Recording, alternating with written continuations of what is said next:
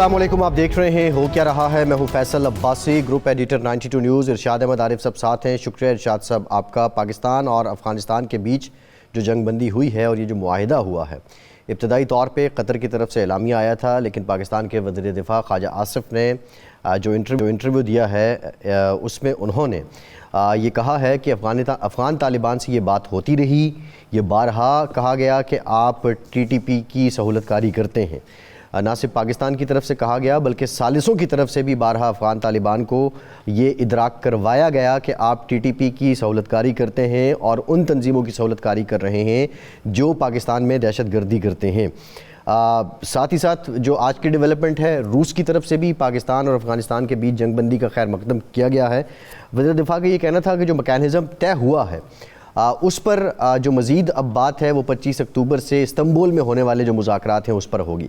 بظاہر اب تک یہ لگ رہا ہے، بالخصوص مسلم برادر کنٹریز کی جو انٹروینشن ہے اور دونوں ممالک کی طرف ان کا جو اس معاملے کو سلجھانے کے لیے کوششیں ہیں وہ رنگ لائی ہیں، اور پاکستان کے جو تحفظات ہیں اب تو یہ دیرینہ تحفظات بن چکے ہیں کابل سے کہ آپ کی سرزمین پاکستان کے خلاف استعمال ہوتی ہے، یہ تحفظات دور ہوں گے۔ جو پاکستان اور افغانستان کے بیچ تجارتی راہداری ہے اس کو بھی کھول دیا گیا ہے، اور پاکستان کی جو پالیسی رہی ہے افغانستان سے متعلق وہ جنگ بندی کے بعد بھی اور جنگ بندی سے پہلے بھی پریگمیٹک عملیت پسندی پر رہی ہے۔ بہرحال اب یہ سلسلہ کس طرف جائے گا، کیا افغان سرزمین پاکستان کے خلاف استعمال ہونا بند ہوگی، یہ بنیادی نقطہ ہے۔ آج کے پروگرام میں اس پر بات کریں گے۔ پاکستان مسلم لیگ نون اور پاکستان پیپلز پارٹی کے بیچ چل کیا رہا ہے؟ پیپلز پارٹی کی سی سی کی میٹنگ پہ جو خبر آئی کہ 1 ماہ کی مہلت دی گئی ہے، یہ اختیار دیا گیا ہے پریزیڈنٹ آف پاکستان کو، بلاول صاحب کو، کہ وہ بات کریں۔ اگر اس دورانیے میں پیپلز پارٹی کے تحفظات دور نہیں ہوتے تو کیا ہوگا؟ محسن نقوی صاحب بھی اس معاملے میں سرگرم ہیں۔ اصل بات کیا ہے کہ اتنی ملاقاتوں کے بعد بھی، اتنی مداحراتوں کے بعد بھی معاملہ کچھ سلجھ نہیں رہا ہے۔ آزاد کشمیر میں کافی حد تک سیاسی ٹینشن ہے۔ وزیر اعظم انوار الحق بظاہر لگتا ہے کہ ان کی وزارت کا سنگھاسن ڈھول چکا ہے، اور اب مسلم لیگ نون نے باضابطہ طور پر حکومت سے علیحدگی کا اعلان کر دیا ہے۔ نہ صرف اعلان کیا ہے بلکہ جو نئی حکومت کی تشکیل ہوگی اس میں بھی مسلم لیگ نون کی طرف سے اپوزیشن میں بیٹھنے کا فیصلہ کیا گیا ہے۔ محرکات کیا ہیں؟ انوار الحق کی کارکردگی کیا معنی رکھتی ہے؟ یہ پہلی بار ہے تاریخ میں کہ جب آزاد کشمیر کے اکاؤنٹس اوور ڈرافٹ نہیں ہیں، یا کوئی اور ریزنز ہیں؟ ان تمام معاملات پہ بات کریں گے۔ رانا تنویر حسین صاحب minister for industries, minister of food security بھی ہیں، سینئر پارلیمنٹیرین ہیں، ہمیں جوائن کر رہے ہیں۔ رانا صاحب بہت شکریہ آپ کا۔ ارشاد صاحب، آج جو وزیر دفاع صاحب کی سٹیٹمنٹ آئی ہے، بارہا یہ ثالثوں کی طرف سے بھی کابل کو ادراک کروایا گیا کہ ہمارا بنیادی نقطہ، بنیادی اعتراض، بنیادی تحفظات، بنیادی شکوہ یہی ہے کہ آپ کی سرزمین ہمارے خلاف استعمال ہوتی ہے اور آپ کچھ نہیں کرتے۔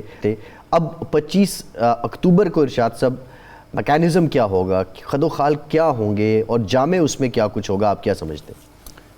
اب اصل یہ تو بڑا اس لحاظ سے دیکھا جائے تو سادہ معاملہ ہے، جو خواجہ صاحب اگر واقعی معاملات ایسے ہی ہیں جیسے وہ بیان کر رہے ہیں کہ اس سے پہلے بھی یہ جو بدمزگی ہوئی، ثالث جو تھے وہ ہماری سائڈ پہ کھڑے تھے اور ان کو باور کرانے کی کوشش کر رہے تھے کہ جی آپ یہ سہولت کاری بند کریں، تو اب تو مزید وہ ہمارے ساتھ ہوں گے۔ اور دوسرا یہ ہے کہ جب ٹیبل پہ افغان طالبان نے یہ مان لیا کہ جی ہماری ذمہ داری ہے ٹی ٹی پی کو کنٹرول کرنا، یا جو بھی دہشت گرد گروپ ہیں جن پر پاکستان کو تحفظات ہیں ان کو کنٹرول کرنا ان کی ذمہ داری ہے، تو پھر مزید آسان ہو گیا۔ ثالثوں نے صرف یہ دیکھنا ہے اور یہ جج کرنا ہے اور یہ باور کرانا ہے کہ جی کیا جو پاکستان کے تحفظات ہیں اس جنگ بندی کے بعد اگر کوئی دراندازی ہوتی ہے، اگر کوئی پاکستان میں دہشت گردی کا واقعہ ہوتا ہے، پاکستان میں کوئی افغانستان کے خیبر پختونخوا میں یا بلوچستان میں یا کہیں بھی کوئی واقعہ ہوتا ہے، وہ افغان سرزمین کو استعمال کرتے ہو رہا ہے یا پاکستان کے اندر سے ہو رہا ہے۔ اگر یہ ثابت ہو جائے اور پاکستان کے پاس ظاہر شواہد ہوں گے، وہ شواہد پیش کر دے کہ دیکھیں جی یہ لوگ جو ہیں یہ انہوں نے وہاں تربیت حاصل کی یا وہاں پناہ لی ہوئی ہے، وہاں سے اندر داخل ہوئے ہیں، یہاں کے انہوں نے کارروائی کی ہے اور پکڑے گئے یا مارے گئے یا بھاگ گئے، تو وہ طے کریں گے کہ بھئی اس کا مطلب ہے کہ افغان طالبان کا وزن کس طرف ہے، کیا وہ درست سمت میں جانا چاہتے ہیں، کیا وہ واقعتاً امن چاہتے ہیں، استحکام چاہتے ہیں، پاکستان سے تعلق برقرار رکھنا چاہتے ہیں، دوستی برقرار رکھنا چاہتے ہیں، یا دوحہ معاہدے کی بھی خلاف ورزی کرتے ہوئے اور اس سیز فائر کی خلاف ورزی کرتے ہوئے ان لوگوں کے سہولت کار ہیں یا ان کی پشت پناہی کر رہے ہیں جو پاکستان کو عدم استحکام سے دوچار کر رہے ہیں۔ تو میرا خیال ہے استنبول میں جو میٹنگ ہوگی وہ یہی طے کرے گی، ایک میکنزم طے کرے گا۔ اب وہ کیسے ہوگا کہ کیا دونوں ملک شواہد پیش کیا کریں گے یا کوئی آبزرور سرحد پہ آ کے بیٹھیں گے انہی ممالک کے جو برادر اسلامی ملک ہیں؟ ہاں، ظاہر ہے ترکی اور قطر ہیں، دو ملک ہیں نا بیسیکلی، کہ ان کے کوئی آبزرور آ کے بیٹھیں گے اور وہ بتائیں گے کہ ہاں جی یہ دراندازی ہو رہی ہے نہیں ہو رہی۔ تو اب یہ 25 کی شام تک 26 کی صبح تک ہم پر اظہر من الشمس ہوگا کہ میکنزم کیا طے پایا ہے، بالکل ٹھیک ہے، اور اس کا احترام کس حد تک ہوتا ہے دونوں طرف سے۔ تو اس کے بعد ہی کوئی اندازہ لگایا جا سکے گا کہ کیا صورت ہے۔ شاہ صاحب میرے خیال رانا صاحب سے بھی یہیں سے آغاز کر لیتے ہیں، پیپلز پارٹی اور نون لیگ کے جو معاملات ہیں اس پہ آئیں گے، لیکن بنیادی کویسچن رانا صاحب یہی ہے، ارشاد صاحب نے بھی بات کی کہ اوورآل پلان کیا ہے؟ کیا کوئی آبزرورز بیٹھیں گے ضامن کی صورت میں، ثالث کی صورت میں، یا کوئی اور طریقہ ہے کہ جس پہ افغان طالبان کنونس بھی ہوں گے اور وہ پاکستان کی ڈیمانڈز کو مانیں گے بھی اور اس کا ایک طریقہ کار طے ہوگا؟ صاحب بڑا شاہ صاحب نے تفصیل سے اس پہ بات کی ہے، لیکن میں آپ کو بتاؤں کہ میرا جو علم ہے یا نالج ہے جو افغانستان کی ہسٹری ہے، ہمارے ریلیشن شپ میں ان کے 1947 کے بعد سے بنے ہیں، وہ ظاہر شاہ صاحب ہوں، جب آپ نے جو اپنی عمر میں آپ نے دیکھا وہ کبھی بھی پاکستان کے ساتھ اچھے تعلقات نہیں رہے اور پاکستان کو کسی اور اینگل سے یا کسی اور کی گود میں بیٹھے رہے ہیں جو ہمارے ہمسائے میں ہمارا ایک دشمن ہے۔ تو ابھی تھوڑا سا پیریڈ تھا جس میں جب طالبان امریکہ گیا، طالبان آئے تو اس وقت تھوڑے سے فرینڈلی سا ماحول تھا اور کمفرٹیبل تھے، اس کے بعد پھر وہی ڈگر چل پڑی ہے۔ تو یہ میرا ایک مسئلہ ہے جو پرانا مسئلہ ہے اور جو نہ حل ہونے والا ہے، اور میں جس طرح دیکھ رہا ہوں کوشش کی جا رہی ہے کہ افغانستان ہمارے ساتھ معاملات ٹھیک طرح طے کرے اور آگے چلے، کیونکہ افغانستان کا پرامن ہونا، پاکستان کا ترقی یافتہ یا ترقی کرنا یا خوشحال ہونا پاکستان کے لیے بھی بہتری ہے۔ ہماری پرامن، جیسا کہتے ہیں کہ امن والا افغانستان پاکستان کے لیے بہتر ہے، اور ہم اپنا کام کر رہے ہیں، ہمارے بہت سارے مسائل ہیں، اکنامک پروگرس کر رہے ہیں، آگے بڑھ رہے ہیں، تو ہم نہیں چاہتے کہ ہمارے ہمسایہ جو برادر ملک ہے اس کی طرف سے کوئی چھیڑ چھاڑ ہو۔ لیکن جو پیچھے مسئلہ چلا ہے اس کے بارہا جا کر بھی ہائیسٹ لیول پہ ڈپٹی پرائم منسٹر جاتے رہے، منسٹر جاتے رہے ہمارے، اور ہمارے دوسرے افسران بھی عسکری قیادت سے اور سول سائٹ سے ڈپلومیٹس وغیرہ وہ بھی جاتے رہے، لیکن بارہا باور کرانے کے باوجود، اور اس سے پہلے بھی ایک پرسیجن سٹرائکس بھی ایک دو دفعہ کی ہیں ٹھکانوں پہ جہاں سے یہ اٹھ کر آتے تھے، ان کو بھی پتہ ہے کہ وہاں ٹھکانے ہیں ٹی ٹی پی کے، اور باور کرانا یا ان کو ریلائزیشن کرانا میرا خیال ہے اب جو تھوڑی دیر سے ہمارا کنفلکٹ آیا ہے اس کے بعد ان کو سایہ اور ریلیف چاہیے تھا، وہ ملا ہے۔ ہم نے جنگ کیا وہ سیز فائر کی، کوئی دوست ممالک کے کہنے پہ انہوں نے ہی اس میں میڈیشن اب دوحہ میں کی ہے، لیکن دیکھیے کیا ہوتا ہے۔ لیکن میرا نہیں خیال کہ کسی نہ کسی طریقے سے یہ سلسلہ چلتا رہے گا، ہمارے خلاف دار اندازی ہوتی رہے گی، لیکن ہماری کوشش یہی ہے کسی طریقے سے یہ مسئلہ حل ہو۔ ہمارے دوست ممالک بھی باور کرا رہے ہیں، دنیا نے بڑا اس کو سراہا ہے کہ دوحہ میں جو ہمارا ایگریمنٹ ہوا ہے، چاہے وہ یورپین کنٹریز ہیں یا امریکہ ہے یا چائنا ہے یا رشیا ہے ایون، تو میں سمجھتا ہوں کہ ہماری کوشش یہی ہے کہ ہمارے معاملات افغانستان سے بہتر ہوں اور بہتر رہیں. رانا صاحب ہماری رانا کوشش صاحب چلتی رہے گی. آپ فرما رہے ہیں کہ آپ کا نہیں خیال کہ یہ معاملہ نظر اندازی والا ختم ہوگا. خواجہ صاحب کی لینگویج بھی یہ اسی انداز کی ہے اور وہ بھی یہی کہتے ہیں کہ جی یہ اس پر معاملات بگڑیں گے اگر یہ معاملات دوبارہ بگڑتے ہیں تو ہم نے یہی طے کیا ہے کہ اب ہم ڈائریکٹ ان پناہ گاہوں کو ختم کریں گے, ان دہشت گردوں کو ختم کریں گے جو ہمارے لیے عدم استحکام لاتے ہیں, بد امنی لاتے ہیں, لاقانونیت لاتے ہیں اور ہمارے عوام کو نشانہ بناتے ہیں. میں نے ارشاد صاحب ہسٹورک پرسپیکٹو میں کہا تھا کہ جو ہماری ہسٹری رہی ہے یا افغانوں کی ہسٹری رہی ہے ہمارے تعلقات کی, تو اس کے میں نے تو دیکھا ہے کہ کبھی بھی جس طرح نہیں ایک ہوتا کہ کسی کے جین میں یا بلڈ میں اس طرح کا پاکستان کے متعلق ان کے خیالات ہیں, کیونکہ جب ہم نے ان کے ساتھ اتنی محبت کا اظہار کیا ہے, ان کے یہاں پہ ساری فیملیز رہی ہیں, 50 لاکھ افغانی رہے ہیں, علاج معالجہ ادھر ہوتا رہا ہے, ہر طرح ان کو ہم پروٹیکٹ کرتے رہے ہیں, تو ابھی ان کا اس طرح کے کام کرنا کوئی سمجھ سے بالا تار ہے کہ کوئی اس طرح کا احسان فراموش نہیں ہو سکتا. لیکن پھر بھی امید رکھنی چاہیے کہ چیزیں سدھر جائیں گی اور سدھرنی چاہیے. تو جو آپ بات کر رہے ہیں وہ میرا حال ہے ہماری تو اسٹیٹڈ پالیسی ہماری ریاست اور حکومت کی طرف سے آئی ہے, وہ تو یہی ہے کہ انف از انف, اور یہ لمبا عرصہ تو نہیں برداشت کیا جا سکتا.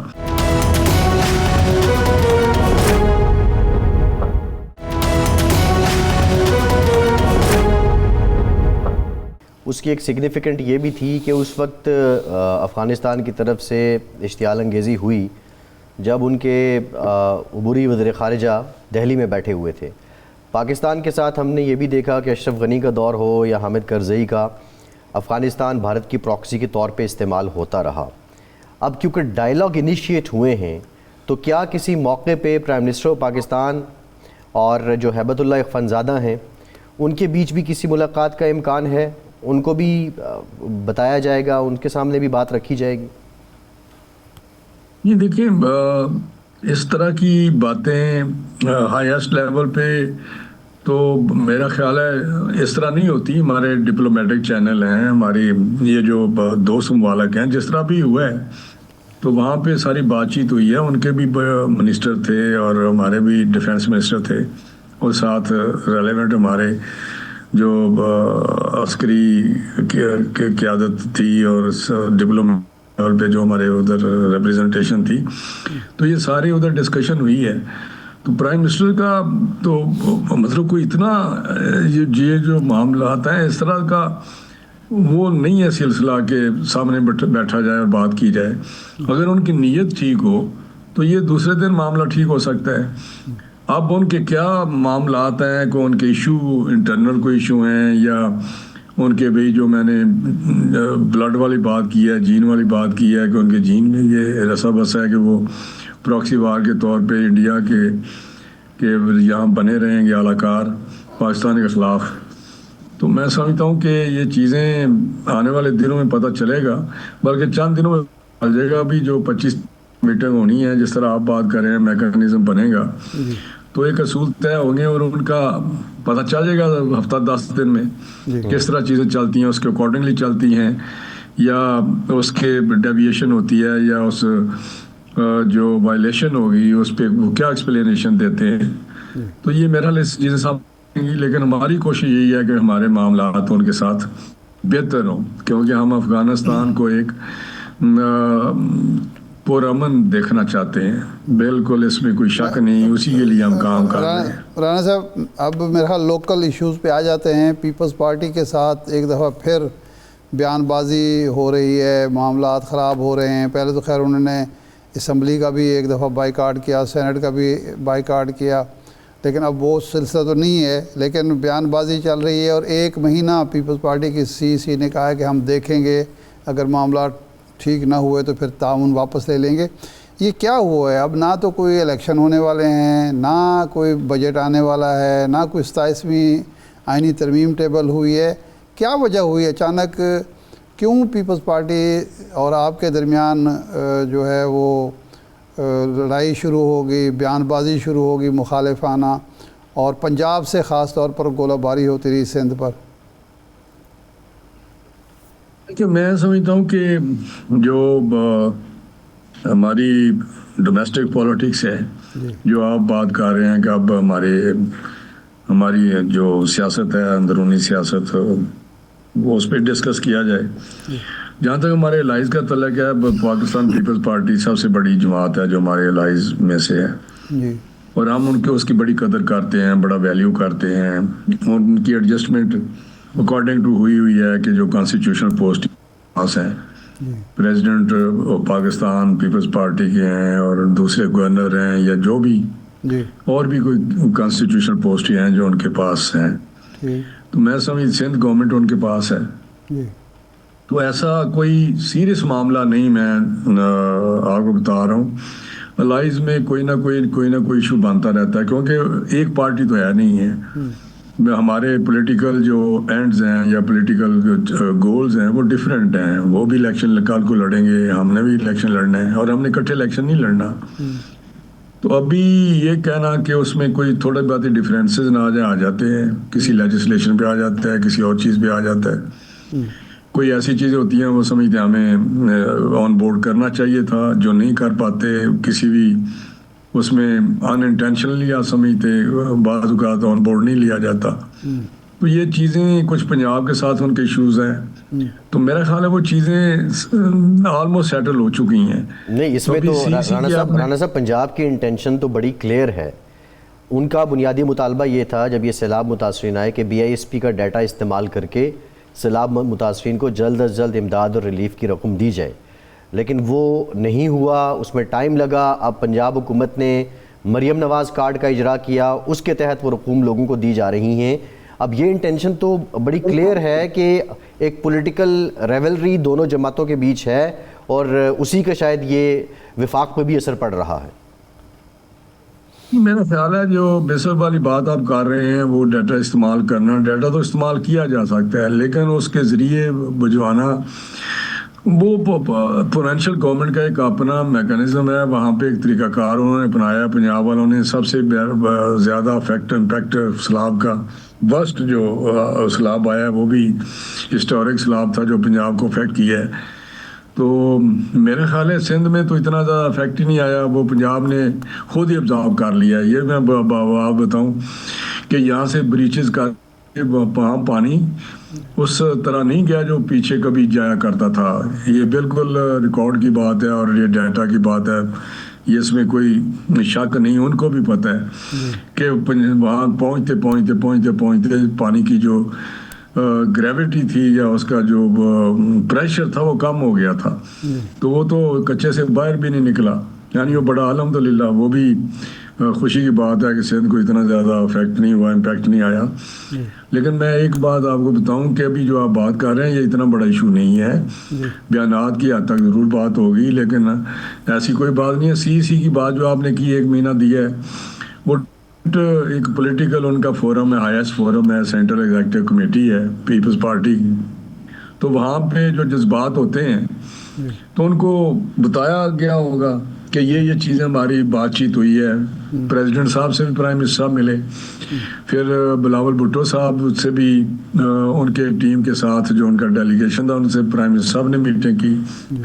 تو چیزیں خوش سلوبی سے ہوئی ہیں, اور صرف اس کا یہ ہے کہ اس کی امپلیمنٹیشن پہ بات ہوئی ہوگی کہ یہ تو انہوں نے کہا کہ یہ ہو جائیں گے, معاملات ٹھیک ہو جائیں گے 1 2 3 4 5 جو بھی ہیں. تو یہ ان کا کوئی ہوگا کہ جی کب ہوں گے, تو پھر انہوں نے کہا ہوگا 1 مہینہ دیکھتے ہیں. تو انشاءاللہ یہ چیزیں امپلیمنٹ ہو جائیں گی جو ان کے ساتھ معاملات کا کوئی ایشو ہے اس وقت ان کے سامنے. رانا صاحب, یہ انڈیا کے ساتھ ہماری لڑائی ہوئی, سیز فائر چل رہا ہے, لیکن ابھی تک کوئی امن معاہدہ نہیں ہوا. یہ سیز فائر کتنے عرصہ چلتا ہے یہ دیکھنا ہے. افغانستان کے ساتھ بھی معاملات خراب ہو گئے. جب باہر سے صورتحال ایسی ہے تو ملک کے اندر پیپلز پارٹی کے ساتھ محاذ کھولنا, ابھی آپ پی ٹی آئی کے ساتھ پہلے کھولا ہوا تھا، اب کہ آزاد کشمیر میں ایک نیا محاذ کھول دیے. آج آپ کے جو وہاں لیڈر ہیں مسلم لیگ نون کے شاہ غلام قادر صاحب نے کہا کہ جی ہم حکومت کی حمایت ختم کر رہے ہیں، الگ ہو رہے ہیں حکومت سے، مضبوط حکومت گرنے لگی ہے. تو یہ کون سا اعتماد ہے مسلم لیگ نون کو کہ جی کچھ بھی ہو جائے ہماری حکومت برقرار ہے اور ہم حکومت کرتے رہیں گے، خواہ حالات کے پی کے میں خراب ہوں، سندھ میں خراب ہوں یا آزاد کشمیر میں سیاسی طور پر؟ لیکن کسی جگہ پہ بھی پولیٹیکل حالات ایسے خراب نہیں ہیں جس طرح آپ سمجھتے ہیں. جو ہمارے الائز ہیں، جو ہمارے پارٹنر ہیں، وہ تو ہیں فیڈرل گورنمنٹ پہ. صوبائی حکومتیں ہیں، اپنے حکومتیں ہیں. سندھ اپنی حکومت کر رہا ہے، پنجاب میں PMLN کی حکومت ہے، جس طرح KPK میں PTI کی گورنمنٹ ہے. تو PTI تو آپ کو پتہ ہے جماعت ہے ایک، جس کو بھی جس طرح بھی آپ ہم ان کو کرتے ہیں کہ جی وہ کیا ان کی اپروچ ہے. اور یہ آج سے نہیں، جب سے پیپلز پارٹی PTI بنی ہے، جب سے وہ ایکٹیو ہوئے ہیں 2014 سے لے کر آپ آج تک دیکھیں، ان کا رویہ، جو ان کی سوچ ہے یا ان کے کارنامے ہیں، وہ آپ کے سامنے ہیں. وہ گننے میرا بہت ٹائم چاہیے ساری بیان کرتے ہوئے. تو میں سمجھتا ہوں کہ وہ KPK میں بھی اسی طرح 12 پتہ نہیں کتنے سالوں سے وہ بیٹھے ہوئے ہیں. اور وہاں پہ جو حال ہے وہ ٹھیک ہے، ان کی گورننس کا مسئلہ ہے، ان کی کرپشن جو ہو رہی ہے یا معاملات جس طرح چل رہے ہیں، وہ چیزیں ان کا ووٹر دیکھ رہا ہے. وہ آئندہ الیکشن میں فیصلہ ہو جائے گا. لیکن ان کا ایک اپنا سٹانس ہے. ہم نے کوشش کرتے ہیں وہ ایز اے فیڈرل گورنمنٹ، وہ اپنا فیڈریٹنگ یونٹ ہے، اس کو ساتھ لے کے چلیں. ابھی یہ جو چیف منسٹر نامینیٹ ہوا ہے یا الیکٹ ہو گیا ہے، اب چیف منسٹر بن گیا سہیل افریدی، اس سے پرائم منسٹر صاحب نے مبارکباد دی اور اپنے تعاون کا یقین دلایا. اور اگلے دن ہماری میٹنگ تھی فلڈ پہ، اور بھی تھے ایک افغانستان کے جو واپس جانا ہے افغانیوں نے یہاں پہ، اس پہ متعلق میٹنگ تھی، یا ویٹ پالیسی کی میٹنگ تھی، تو وہ آئی نہیں ہے.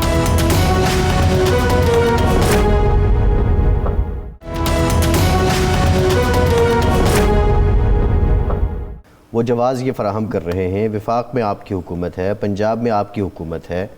جو KPK نے مینڈیٹ دیا ہے وہ بانی PTI کو دیا ہے، اور یہ ان کی جماعت کا مینڈیٹ ہے، اور وہ اس مینڈیٹ کی وجہ سے وزیر اعلیٰ بنے ہیں، اور وہ گائیڈ لائن لینا چاہتے ہیں اپنے پارٹی لیڈر سے، اور آپ ملاقات نہیں کروا پا رہے.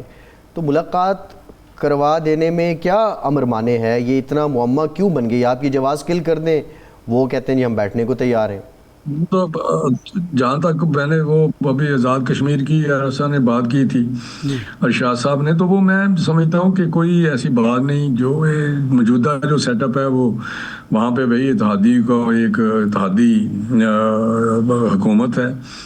لیکن جو 2 دفعہ بہت بڑا ایشو بنا ہے وہاں پہ، ایک پہلے بھی ایجیٹیشن اس طرح ہوئی جو بجلی کے بلوں پہ تھا یا اس کے ٹیرف پہ تھا، وہ بھی آپ کو پتہ ہے کس طرح ریزالو کیا. اور فیڈرل گورنمنٹ نے بیچ میں آ کے کوئی کافی میرا 20 ارب روپے فیڈرل گورنمنٹ کو بجلی کے مادے میں دینے پڑے، اوور اینڈ اباؤ جو ان کو پہلے ہی پیسے دیتے ہیں. اور یہ جو ایجیٹیشن ہوئی ہے وہ بھی آپ کے سامنے ہے، کتنی جانیں ضائع ہو گئیں. تو میں سمجھتا ہوں کہ بہتر حکمرانی جو ہے وہ ہونی چاہیے. اگر وہاں پہ کوئی لوکل مسئلہ ہے تو وہ میرا خیال ہے وہاں کی جماعتوں نے فیصلہ کیا ہوگا کہ یہ جو حکومت ہے یا جو کابینہ وزیر اعظم کی وہ صحیح کام نہیں کر رہی، اور وہاں پہ کوئی معاملہ چل رہے ہوں گے عدم اعتماد کی تحریک کے، جو پیپلز پارٹی میں بیانات دیکھتا ہوں، یا اس حالات میں ہماری پارٹی نے بھی شاہ قادر شاہ صاحب نے سوچا ہوگا، یا قیادت نے کوئی فیصلہ کیا ہوگا، مجھے اس کا علم نہیں، لیکن انہوں نے پولیٹیکل کوئی فیصلہ لیا ہوگا اگر قیادت کے مشورے سے لیا ہے. تو میرا کوئی ایسی اس میں بات کہ، اور شاہ صاحب میں ایک بات آپ کو بتاؤں، یہ جو پارلیمنٹری سسٹم ہے اس میں اس قسم چیزیں جہاں اتحادی جماعتیں جو حکومتیں ہوتی ہیں اتحادی، وہاں پہ چاہے UK ہو یا دوسرے ممالک میں ہو، آپ پڑھتے ہوں گے کوئی نہ کوئی پرابلم آتا رہتا ہے. بعض اوقات تو وہ جو ہوتا ہے الائنس ہوتا ہے وہ بھی ٹوٹ جاتا ہے. تو یہ خدا نخواستہ ایسی بات نہیں جو بڑی انہونی ہو کہ آزاد کشمیر میں کیا ہوا ہے. باقی سہیل افریدی کی ملاقات کی بات ہے، میرا حال ایک قانون قاعدے کے مطابق ان کو ملاقات کی اجازت ملنی چاہیے. وہ ہمارا فیڈرل گورنمنٹ کا تو مسئلہ نہیں ہے، پنجاب گورنمنٹ کا مسئلہ ہے یا جیل تو ان کے انڈر ہے. تو وہی جواب دے سکتے ہیں اس کا کہ کیا کوئی ایشو ہے، کوئی ایشو ہوگا جیسے ڈیلے ہو رہی ہے یا اس کا، بلکہ وہ عدالت پڑا گئے ہوئے ہیں تو عدالت دیکھ لے گی کہ کیا ایشو ہے. نہیں، آخر ایک ملاقات کے لیے سپریم کورٹ میں جانا یا ہائی کورٹ میں جانا بھی تو ایک عجیب سی بات ہے. ایک وزیر اعلیٰ کا، وزیر اعظم اگر اپنی صوبے کے وزیر اعلیٰ کو کہہ دیں یا اپنی بھتیجی کو کہہ دیں تو ملاقات ہو سکتی ہے. اس میں امر مانے کیا ہے؟ نہیں دیکھیں، جو جیل مینول ہے اس میں شاہ صاحب آپ اس کو دیکھیں گے، اسٹڈی کریں گے تو اس میں ملاقات کا باقاعدہ ایک طریقہ کار دیا ہوا ہے. کون کون مل سکتا ہے، ریلیٹیو مل سکتے ہیں، ریلیٹیوز میں کون کون مل سکتے ہیں، کوئی بیوی مل سکتی ہے، بیٹے اولاد مل سکتے ہیں، بچے ہیں یا بہنیں مل سکتی ہیں یا وکیل مل سکتا ہے. تو اس قسم کا مینول میں دیا ہوگا تو چیف منسٹر کا کوئی پروگریٹو نہیں آ جاتا کہ ایک چیف منسٹر بن گیا تو وہ اوور اینڈ اباو ایسا ہو گیا کہ اس چاہے کسی کو مل لے. تو میرا نہیں خیال کہ کوئی ایسا قانون میں دیا ہوا ہے، لیکن اگر کوئی جیل اتھارٹی دینا چاہے اجازت تو اس کی ثوابدید ہے. جی ٹھیک، بہت شکریہ رانا تنویر حسین آپ کے وقت کا. آزاد ریاست جموں و کشمیر کے وزیر اعظم چودھری انوار الحق، ان کی وزارت اعلیٰ اب وزارت عظمیٰ اب خطرے میں نظر آ رہی ہے. انفیکٹ مسلم لیگ نون نے حکومت سے علیحدگی کا اعلان کر دیا ہے اور یہ بھی کہا ہے کہ آئندہ جو حکومت تشکیل ہوتی ہے وہ اس حکومت کا حصہ نہیں بنیں گے. شاہ غلام قادر کا یہ کہنا تھا کہ وہ غیر فطری حکومت کا حصہ نہیں بنیں گے. بہرحال اس حکومت کا تو وہ حصہ رہے ہیں. اب بنیادی سوال یہ بھی ہے کہ کیا یہ ایک فطری حکومت تھی؟ ارشاد صاحب، آپ کی نظر میں کیا جزیات ہیں، کیا محرکات ہیں، کیا عوامل ہیں کہ انوار الحق صاحب پہ اب یہ کڑا وقت آیا ہے کہ وزارت عظمیٰ جاتی نظر آ رہی ہے؟ عباس صاحب، شاہ غلام قادر نے جو بات کی ہے وہ انہوں نے کہا ہے غیر فطری حکومت سازی کا ہم حصہ نہیں بنیں گے. اب یہ تو انہی سے پوچھا جا سکتا ہے کہ جی غیر فطری حکومت سازی کیا ہوتی ہے؟ کیا یہ جو پچھلی حکومت سازی ہوئی تھی وہ فطری انداز میں تھی کہ ایک پارٹی کی حکومت تھی، اچانک اس میں بغاوت ڈالی گئی اور اس کے بعد ایک حکومت بن گئی جس میں پیپلز پارٹی بھی آ گئی، مسلم لیگ نون بھی آ گئی، مخلوط حکومت بن گئی اور جو اکثریتی پارٹی تھی وہ غائب ہو گئی. تو اب ایک دو امتحان ہیں.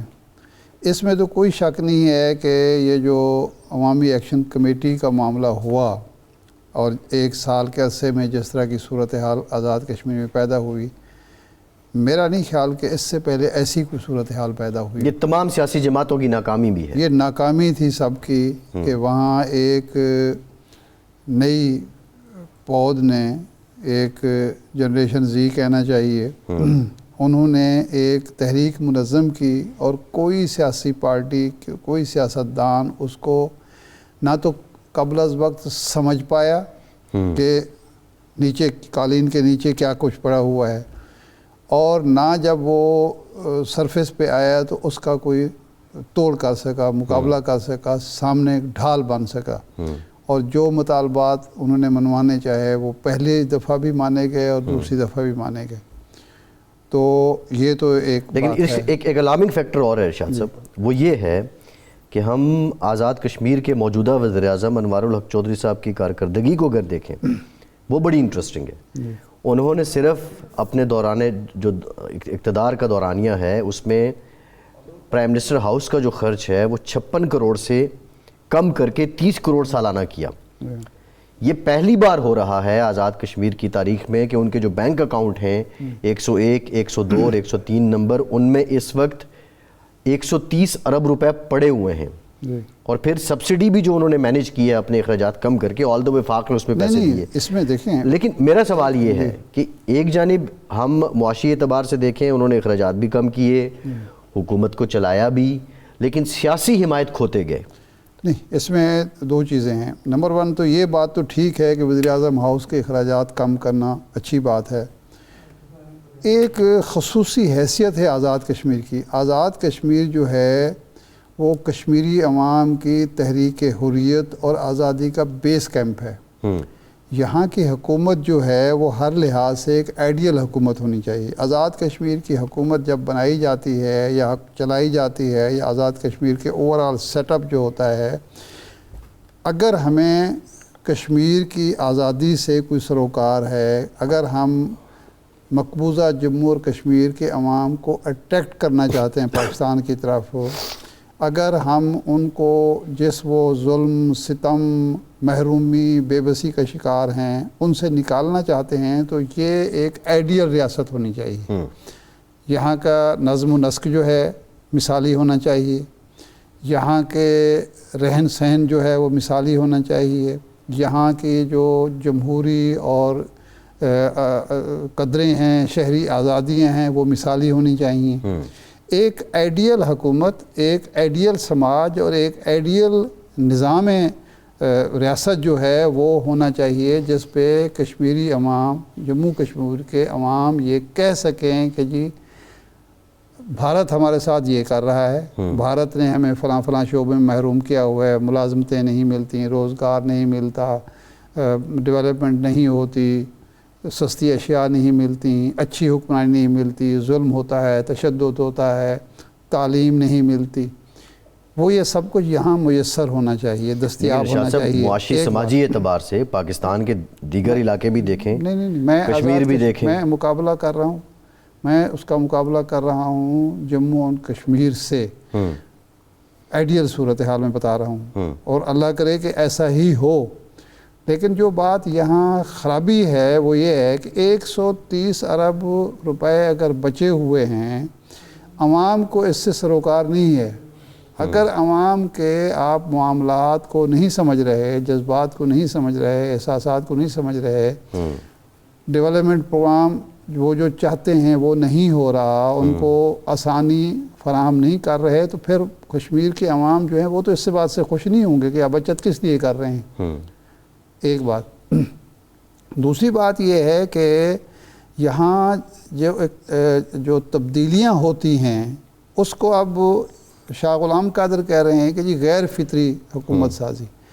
یہ کم از کم پاکستان میں جو بھی ہوتا رہے ٹھیک ہے، ہم لوگ عادی ہیں اس کے. آزاد کشمیر میں نہیں ہونا چاہیے، کسی بھی قیمت پہ، کسی بھی صورت میں نہیں ہونا چاہیے، تاکہ کوئی ہمیں تانا نہ دے سکے.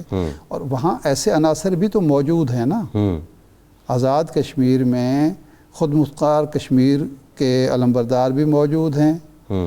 بھارت نے بھی ظاہر انفلوئنس کیا ہوگا، ان کے بھی گماشتے یہاں موجود ہیں. تو ان کو کوئی موقع نہیں دینا چاہیے. کسی کی حکومت ہو، مسلم لیگ نون کی ہو، پیپلز پارٹی کی ہو، سردار عتیق صاحب کی جو جماعت ہے اس کی ہو. اب یہ بھی تو ایک تماشا بن گیا ہے کہ وہاں جو مقامی جماعتیں تھیں ان کی نمائندگی نظر نہیں آتی.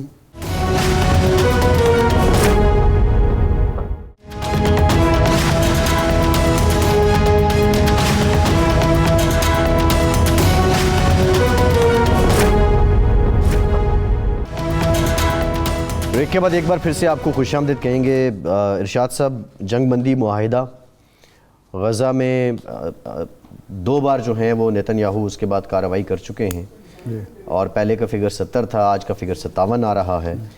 امریکہ کے بڑے انفلوئنشر لوگ بھی وہاں بیٹھے ہوئے ہیں، جے ڈی وینس بھی آ رہے ہیں، لیکن نیتن یاہو بظاہر ہاتھ نہیں پکڑا رہے.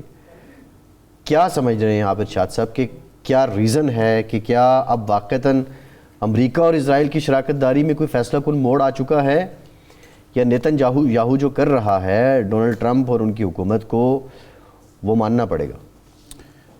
دیکھیں عباس صاحب، یہ جو ہم نے تو پہلے دن بھی کہا تھا کہ یہ پیس پلان ہے ٹرمپ صاحب کا، یہ کوئی بہت زیادہ آئیڈیل نہیں ہے، اور اس کی ساری شکیں جو ہیں وہ پرو اسرائیل ہیں.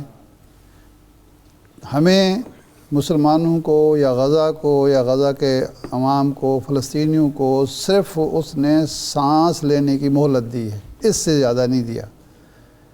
کہ ٹھیک ہے جی ہم تھوڑی دیر کے لیے جنگ بندی کر لیتے ہیں، آپ سانس لے لیں، لیکن اس میں کوئی ایسی شک نہیں ہے جس کی وجہ سے ہم یہ سمجھیں یا یقین کریں کہ یہ جنگ بندی مؤثر ہوگی. نمبر 1، اس جنگ بندی کے نتیجے میں پائیدار امن آئے گا. نمبر 2، اس پائیدار امن کے نتیجے میں فلسطینی ریاست قائم ہوگی، فلسطینی عوام کو اپنی مرضی کی حکومت قائم کرنے کا موقع ملے گا، اور اس پیس پلان کی وجہ سے یا جنگ بندی کی وجہ سے، پائیدار امن کی وجہ سے، فلسطینی عوام کو حق ملنے کی وجہ سے اس خطے میں استحکام آئے گا.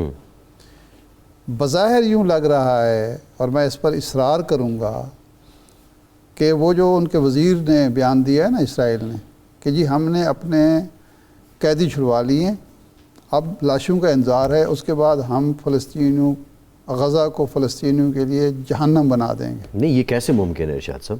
یہ ایسے ممکن کیا امریکہ ایسے ہی چلے گا نیتنیاہو کے ساتھ؟ کہ دیکھیں کل کا، پرسوں کا، ترسوں کا جو بیان ٹرمپ کا ہے، وہ یہ تو انہوں نے ضرور کہا کہ جی حماس نے خلاف ورزی نہیں کی، لیکن ساتھ ہی دھمکی دے دی کہ جی ہم حماس کو ختم کریں گے اگر وہ معاہدے، وہ جو پارٹی معاہدے پر عمل کر رہی ہے دھمکی آپ اس کو دے رہے ہیں. سوال جو یہ ہے، پارٹی عمل نہیں کر رہی وہ نیتنیاہو ہے، وہ اسرائیل ہے، ایک بھی اس کے خلاف لفظ ٹرمپ نے نہیں کہا. میرا سوال یہ ہے کہ یہ جو ثالث ملک ہیں، پھر گلف کنٹریز ہیں، 3.5 ٹریلین غالباً کوئی ہے فگر جو سرمایہ کاری انہوں نے امریکہ میں کرنی ہے، تو ٹرمپ کیا خود کو اسرائیل کی وجہ سے اس پوزیشن میں ہیں کہ وہ آئسولیٹ کریں، اور یہ مسلم کنٹریز جنہوں نے ایک معاہدہ کیا ہے جو اس کے ثالث بنے ہیں، کیا وہ اس پہ کوئی ریئیکشن نہیں دیں گے اگر یہی وتیرہ چلتا رہا؟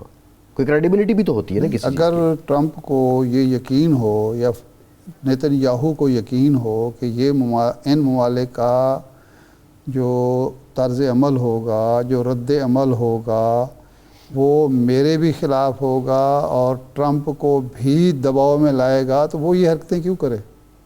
نہیں تو کیا یہ اس کا مطلب ہے نہیں آئی واش نہیں. یہ جن لوگوں نے معاہدے پر دستخط کیے ہیں یا معاہدے کو مانا ہے وہ مخلص ہیں، وہ سمجھتے ہیں، لیکن وہ اس بات کو شاید ابھی تک سمجھنے سے قاصر ہیں کہ اوور آل جو فضا بن رہی ہے وہ کیا پرو فلسطین ہے یا پرو اسرائیل ہے. بظاہر یوں لگ رہا ہے یہ پچھلے ایک ہفتے کی کارروائیوں کو دیکھ کر کہ کیونکہ جو میں نے بات کی تھی کہ 2 سال سے جو ظلم و ستم، جو نسل کشی وہ کر رہا ہے نیتنیاہو. اب مسئلہ اسرائیل کا نہیں ہے، جو ٹرمپ صاحب ہیں وہ اسرائیل کی حمایت نہیں کر رہے، وہ نیتنیاہو کی حمایت کر رہے ہیں. وہ اسرائیل کے صدر سے کہتے ہیں کہ اس کے لیے عام معافی کا اعلان کریں، وہ جو وہاں کیس چل رہا ہے اور جس پہ اس کی گرفتاری کرپشن کا کیس ہے، وہ بھی توشہ خانہ ٹائپ کیس ہے. اچھا، وہ عالمی عدالت سے کہتے ہیں کہ آپ کے فیصلے کو کوئی نہیں مانے گا، آپ کی میں امداد بند کر دوں گا، خبردار یہ اس فیصلے پر کوئی امپلیمنٹیشن نہیں ہوگی. یہ نیتنیاہو کی حمایت ہو رہی ہے. اور ایک جو قاتل ہے، وہ جو سربیا والا معاملہ ہوا تھا، تو اس میں تو امریکہ تھا نا جس نے بالآخر اس کو سزا دلوائی تھی اور اس کا باقاعدہ کریڈٹ لیا تھا. اب آخر کیا وجہ ہوئی کہ اس سے زیادہ 67,000 لوگ جو ہیں، وہ تو آفیشیل فگر ہیں، وہ اس سے زیادہ ہیں، یہ لاکھ بن جاتا ہے.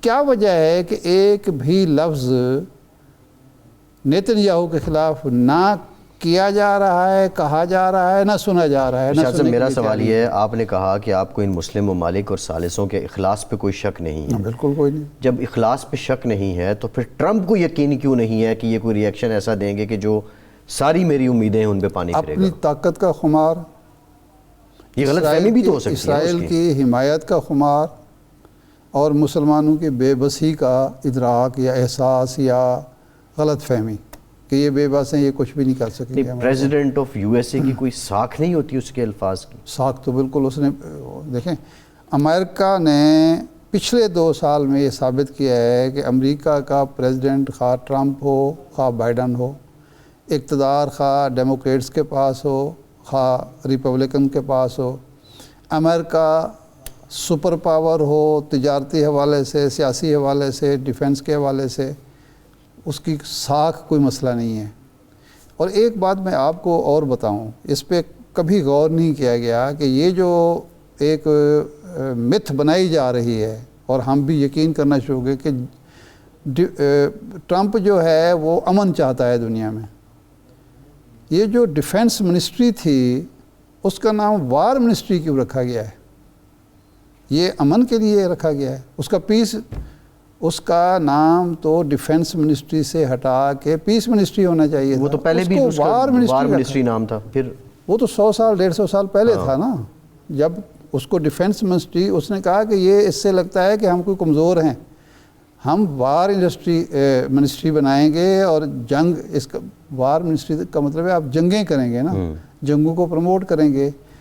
صرف دیکھنا یہ ہے کہ ہمیں جنگ کہاں وارہ کھاتی ہے. ہمیں یوکرین میں وارہ کھا رہی ہے، ہم جنگ بندی نہیں کرا رہے.